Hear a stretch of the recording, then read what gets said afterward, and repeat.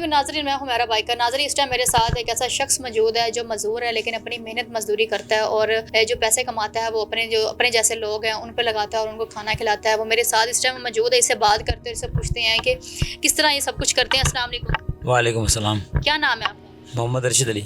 کہاں کے رہنے والے؟ بھائی پھر ہوا پھر تو لاہور میں کب آئے آپ؟ لاہور میں مجھے 6-7 سال ہو گئے۔ 6-7 سال؟ تو لاہور میں آنے کی وجہ کیا تھی؟ بس یہ مزدوری کرنے کے لیے آئے ہیں بس۔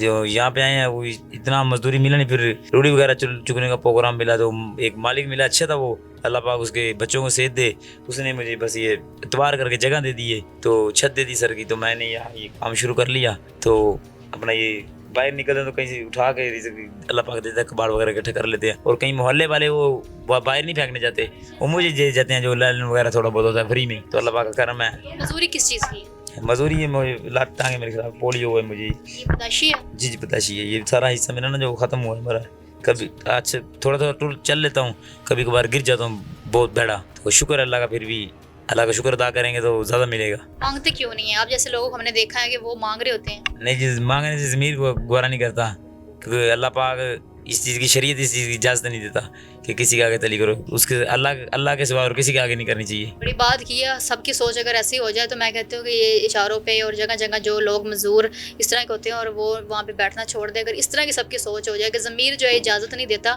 ان لوگوں کا ضمیر کیسے اجازت دیتا؟ بس یہ تو پھر اب مزدور کی بات کر رہے ہیں، بالکل صحیح سلامت جو ہوتے ہیں نا، بالکل ٹھیک، وہ بھی مانگ رہے ہوتے ہیں۔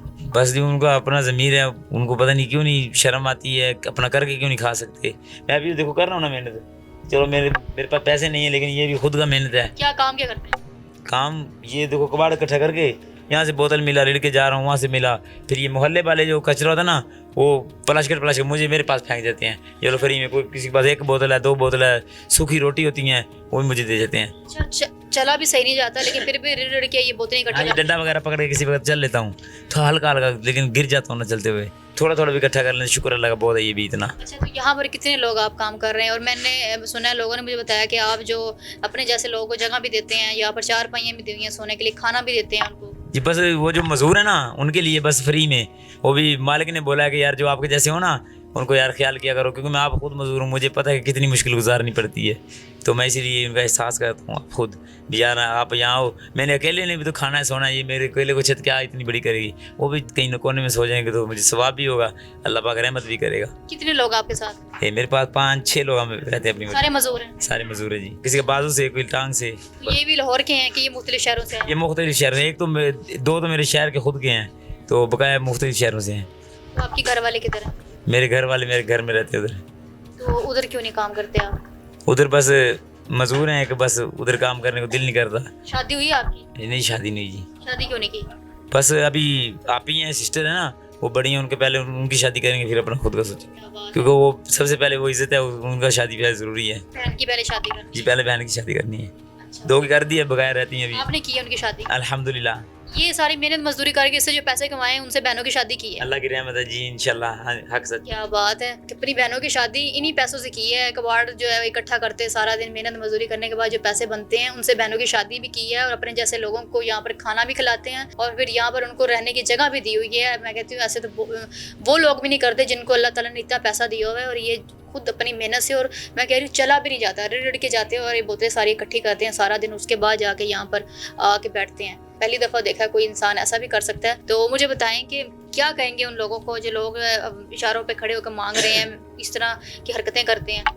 میں تو یہ کہوں گا کہ یہ کام نہیں کرنا چاہیے، اللہ پاک بھی اس کام سے ناراض ہوتا ہے۔ دیکھو میرے ٹانگیں بھی نہیں ہیں، میں پھر بھی محنت کر رہا ہوں، لیکن یہ بھی اٹھاتا ہوں، کچرا ہے، اللہ پاک اس میں بھی رزق دیتا ہے۔ کوئی اور مزید کام ہوتا ہے، کوئی بند انسان پھول وغیرہ لے لیتا ہے، کوئی پیلسن وغیرہ لے لیتا ہے، لیکن اپنی محنت کر لیتا ہے، اللہ پاک اس میں رزق دیتا ہے۔ تو کبھی آپ کو کسی نے کام پہ نہیں رکھا یا خود نہیں کہا کہ آپ ہمارے پاس کام کریں، یا آپ نے نہیں سوچا کہ میں کوئی اور کام کروں؟